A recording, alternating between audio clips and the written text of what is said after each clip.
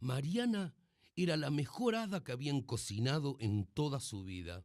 Era muy hermosa, con esa jaula encima de la cabeza para atrapar los sueños que se le escapaban al despertar, y el pelo hecho todo de lunas menguantes, y esos ojos negros y peligrosos, de los que salían chorros de fuego de verdad cuando se enojaba, y esa mariposa negra que siempre le andaba rondando, y esas alas en los pies que la hacían ser tan silenciosa y le permitían volar tan bajito.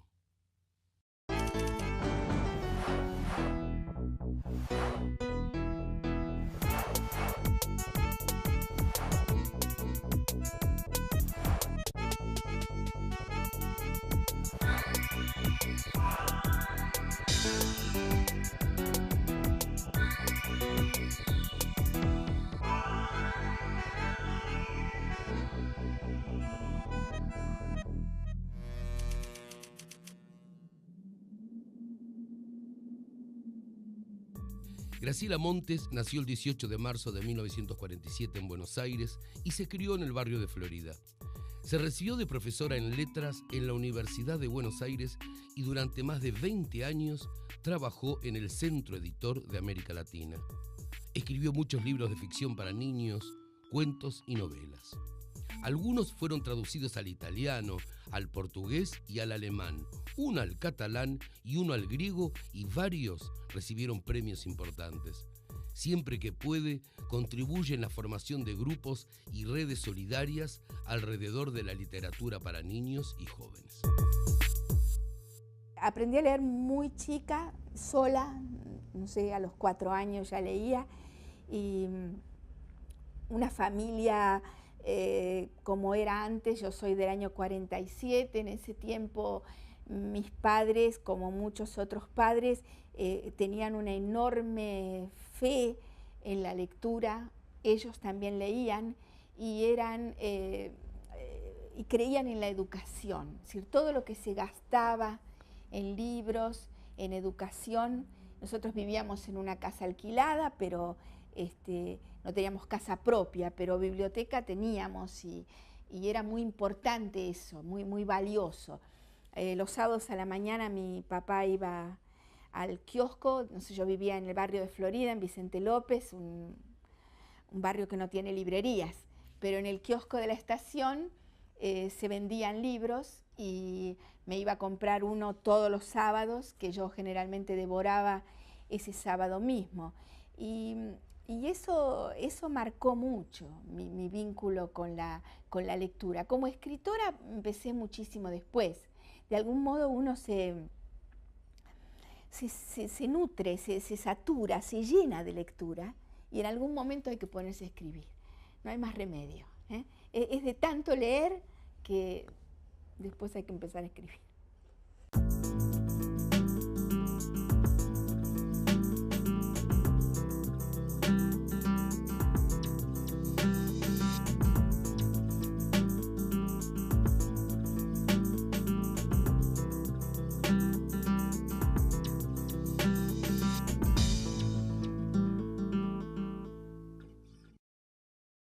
Yo trabajaba en el Centro Editor, trabajé muchos años allí, trabajaba corrigiendo pruebas de imprenta y siendo era secretaria de redacción de Siglo Mundo.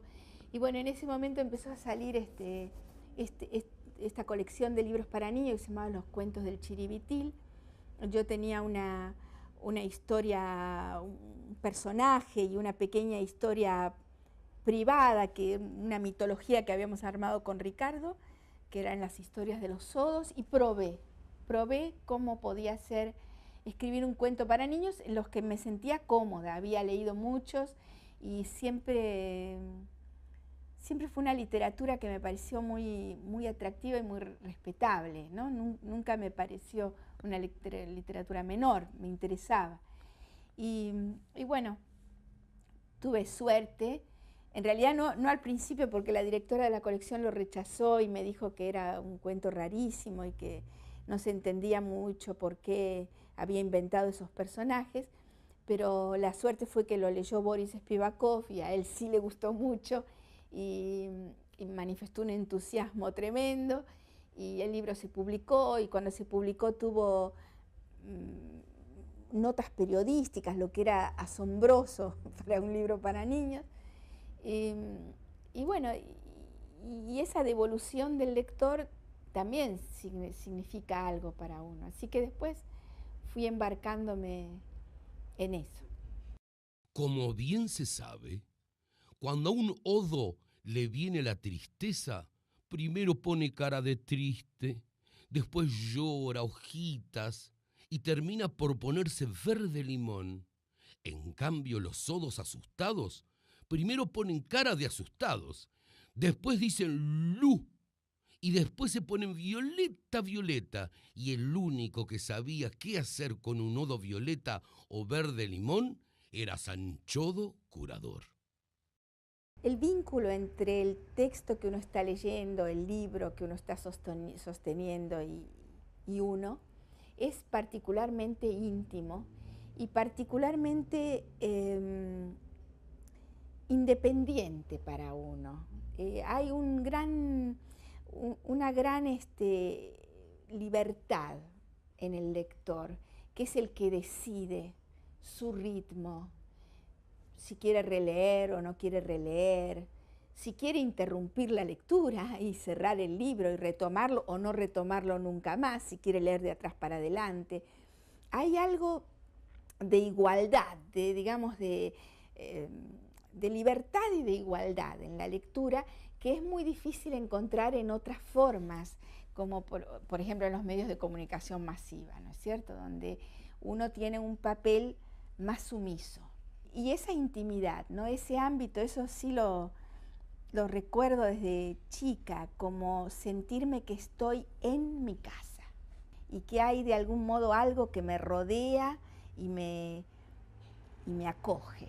Hay un aspecto de la lectura que es de viaje, de alguna manera, es de irse, pero también es de volver, es decir, es de irse y es de entrar al centro de las cuestiones y al centro de uno mismo. Hay un espacio propio de la lectura, eso sin duda es así. Y eso para mí ha sido siempre grato, ha sido bueno, pero insisto en que no es solamente lo evasivo de la lectura, sino también lo fuerte, lo libre, en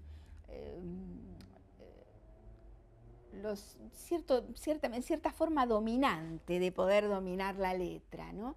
Hay una fuerza en la lectura. A los lectores en general no se los lleva de las narices, ¿no? Los lectores son personas contestatarias.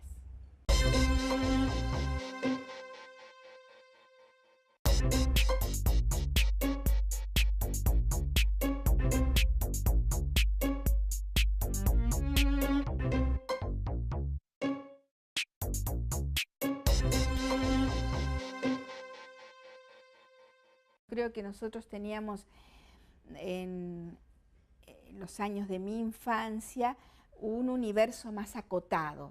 Había una cosa que se podía llamar la infancia, donde uno vivía.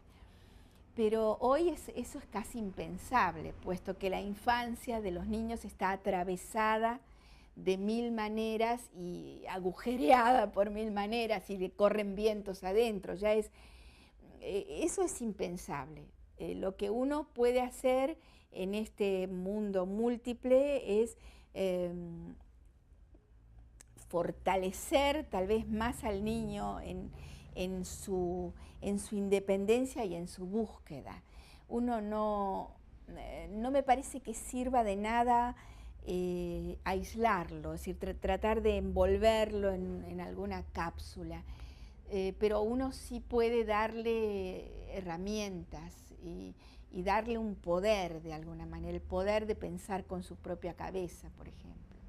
Eso es indispensable porque es un mundo en el que también es fácil sucumbir a muchas servidumbres.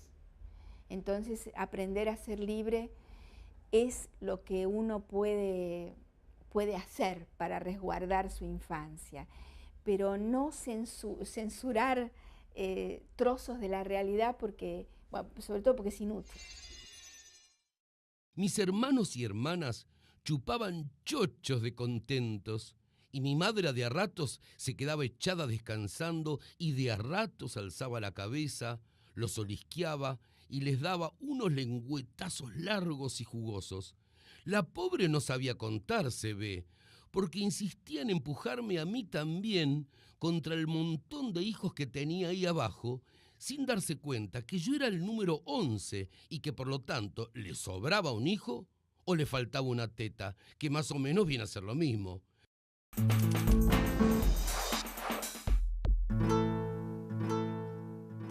Yo creo que hay un peligro, y es que un peligro ya instalado, digamos, que es un hecho ya, que es que la ley del mercado reemplace a la actividad del lector, que es el de la búsqueda.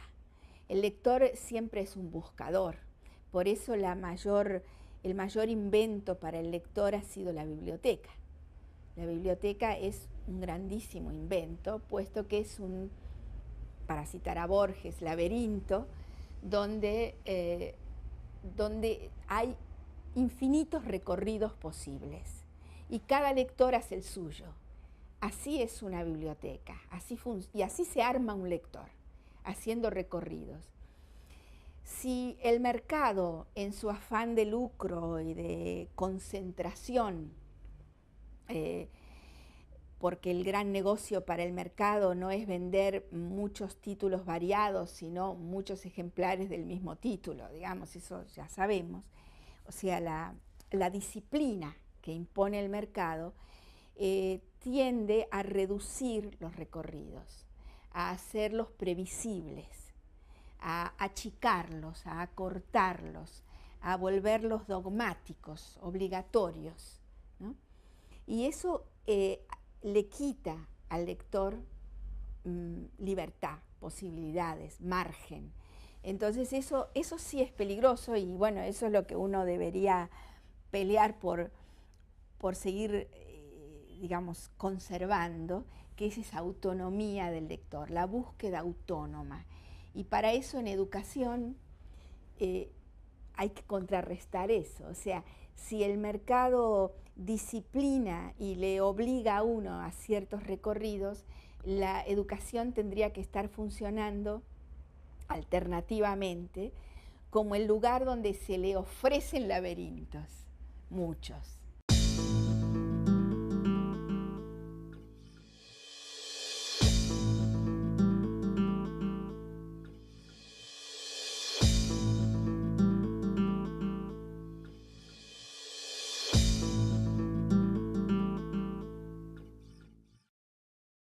Yo creo que lo que uno puede hacer es dar ocasión.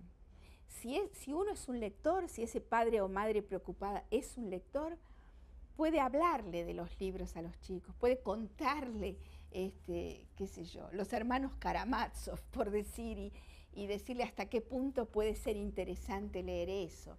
Se le puede acercar un texto, se puede, en fin, se pueden abrir puertas y ventanas. No se puede obligar a nadie a leer, y lo que no se puede hacer es despreciar lo que esos chicos hacen por la lectura. Por ejemplo, yo no desprecio en absoluto los mensajes de texto. Soy torpe, terriblemente torpe enviando mensajes de texto. Cualquier joven es muchísimo más hábil que yo, y a veces me sorprende y me divierte el modo en que reducen las palabras y construyen de algún modo otro lenguaje.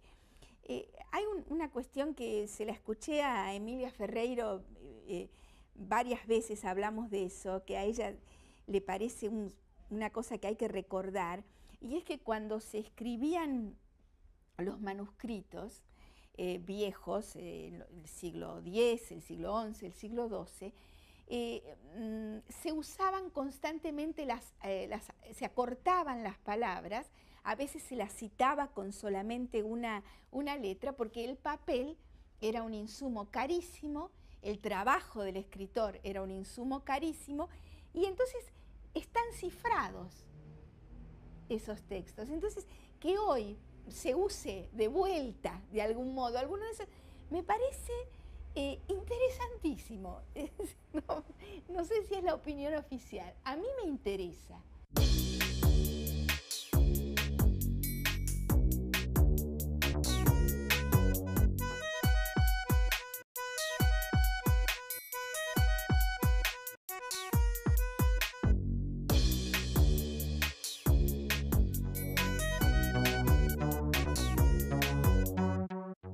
En realidad nunca dejé de escribir para adultos, ¿no? Yo primero escribía para adultos y después me embarqué y me apasioné mucho por este mundo, este público, estas reglas de juego de la literatura de los chicos que me siguen pareciendo muy interesantes. Y en un momento dado sentí que otra vez tenía que ir a otros lugares, a otros territorios y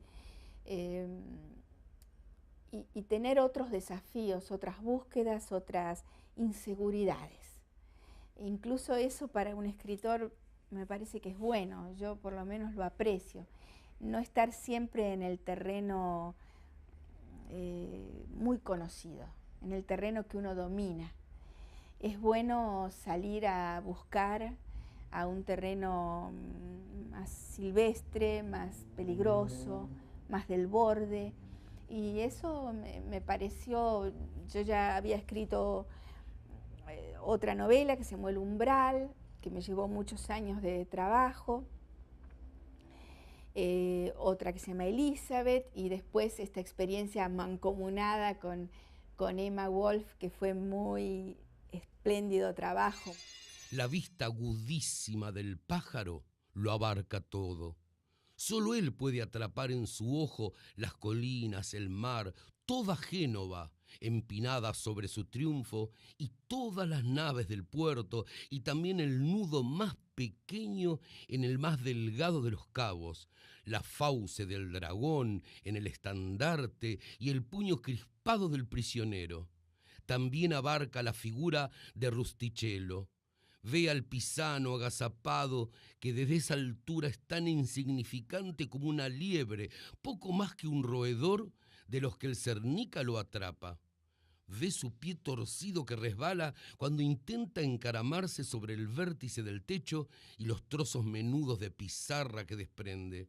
El cernícalo vuela sobre todos ellos, víctimas, victimarios y curiosos, blancos de su mirada atenta. Recorre cada fragmento del gran fresco, controla en su asombrado planeo cada una de las piezas de ese magnífico rompecabezas.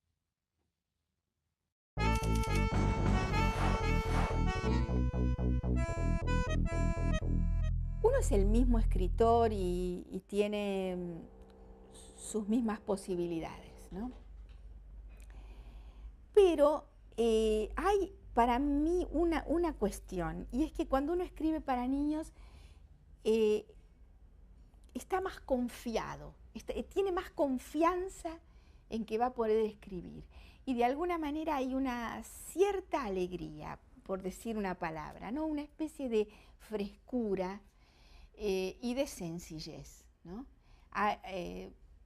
Cuando uno está escribiendo para los chicos sabe que trabaja en un territorio sencillo, pero no menor ni menos profundo, pero sencillo. Entonces tiene que ser económico, tiene que ser muy concreto, muy fuerte, de imágenes muy fuertes.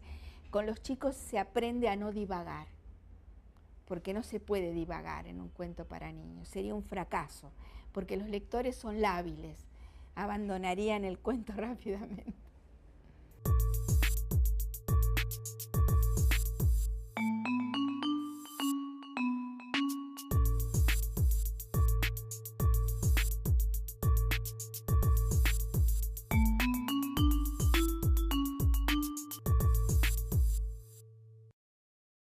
Yo había tratado la cuestión de los desaparecidos, creo que ahí por primera vez para los chicos en el año 86 en una colección que salía en los kioscos que se llamaba Entender y Participar.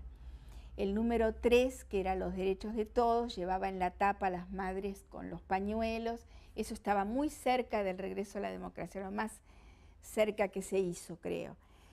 Y hablaba de los desaparecidos. Esa era una cosa que yo tenía en mente desde hacía rato, varios años. Lo había tratado de hacer en el año 81, bueno, en fin, finalmente salió. Y en el libro del golpe, que una cosa que en realidad me pidió el diario, página 12 originariamente, después le sumé los testimonios de los hijos.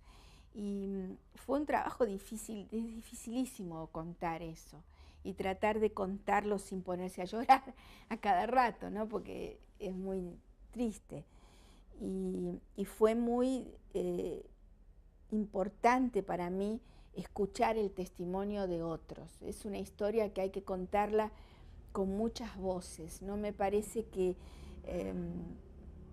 tenga que uno remitirse a una única voz que se lo cuente. Como esas cosas son muy difíciles de digerir y hay que contarlas muchas veces. Y los hijos las contaban cada uno a su manera y eso para mí tuvo un valor muy, muy grande.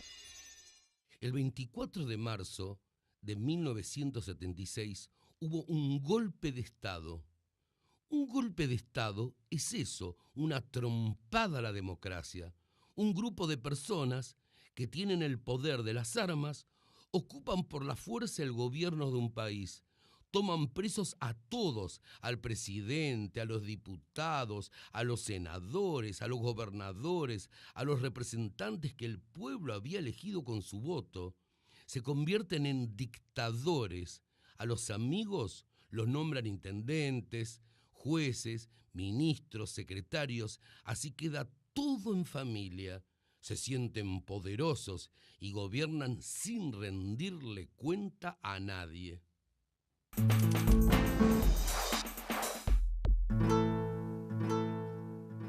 Tengo mis rutinas, más o menos. No soy una persona fanática de la rutina.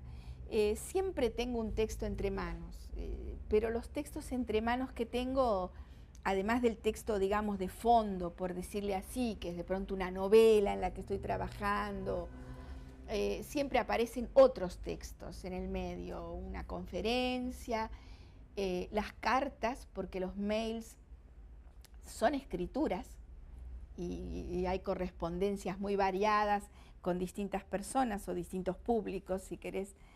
Y digamos, eso está siempre, o sea,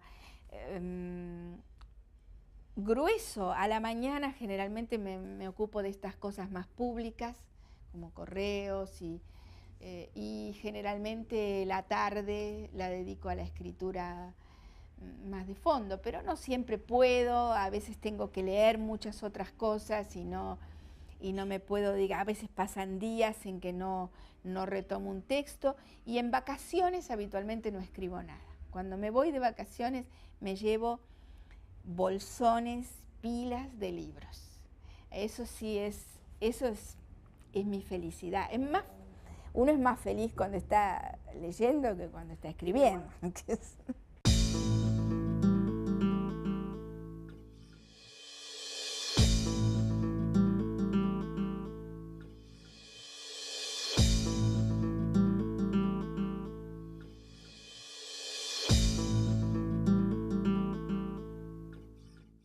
Yo tengo una imagen a la que vuelvo una y otra vez, que siento que es bastante central. Y es una experiencia que tengo desde muy chica. Y es la de sentir que la realidad, lo que estaba ahí, lo que está ahí, está estructurado en capas. Y que si uno levanta una tapa, siempre hay otra debajo, que a su vez se puede levantar y así. O sea que son como una especie de hojaldre, por decir así, de mundos. Y esa cuestión de destapar y de ver las otras realidades, me parece que tiene que ver por lo menos con mis locuras, ¿no es cierto? Y Los que leen dicen que aparece esa cuestión en mi escritura. Ellos sabrán, porque la palabra la tienen los lectores. Los escritores, de verdad, acerca de nuestra obra no debemos hablar. Ni nos corresponde ni sabemos nada. De lo que uno escribió tienen que hablar los lectores. Ellos son los que mandan sobre lo que uno escribió. El trabajo de uno se terminó cuando uno terminó su escritura. Como lector uno puede ser a veces un pobre lector de su propia escritura. Muchas veces pasa.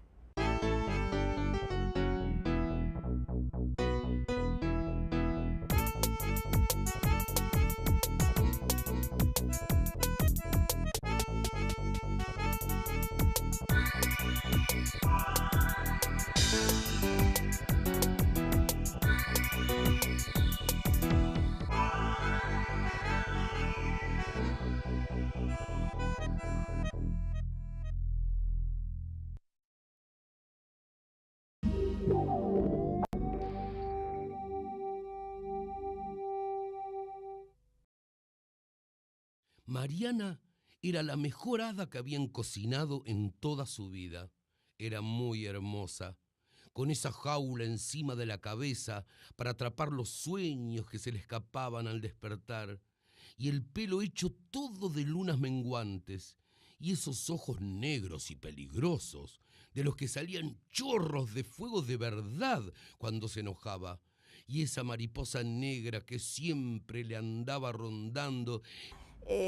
Como era antes, yo soy del año 47, en ese tiempo mis padres, como muchos otros padres, tenían una enorme fe en la lectura. Ellos también leían y y creían en la educación, es decir, todo lo que se gastaba en libros, en educación. Nosotros vivíamos en una casa alquilada, pero no teníamos casa propia, pero biblioteca teníamos. Cuentos y novelas. Algunos fueron traducidos al italiano, al portugués y al alemán, uno al catalán y uno al griego, y varios recibieron premios importantes. Siempre que puede, contribuye en la formación de grupos y redes solidarias alrededor de la literatura para niños y jóvenes. Aprendí a leer muy chica, sola, no sé, a los 4 años ya leía, y una familia. Y esas alas en los pies que la hacían ser tan silenciosa y le permitían volar tan bajito.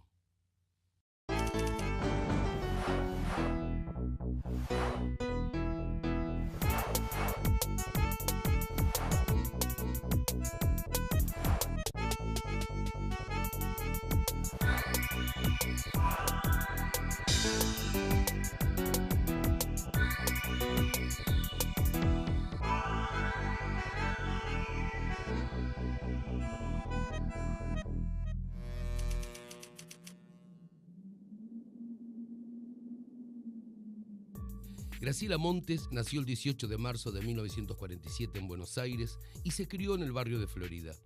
Se recibió de profesora en letras en la Universidad de Buenos Aires y durante más de 20 años trabajó en el Centro Editor de América Latina.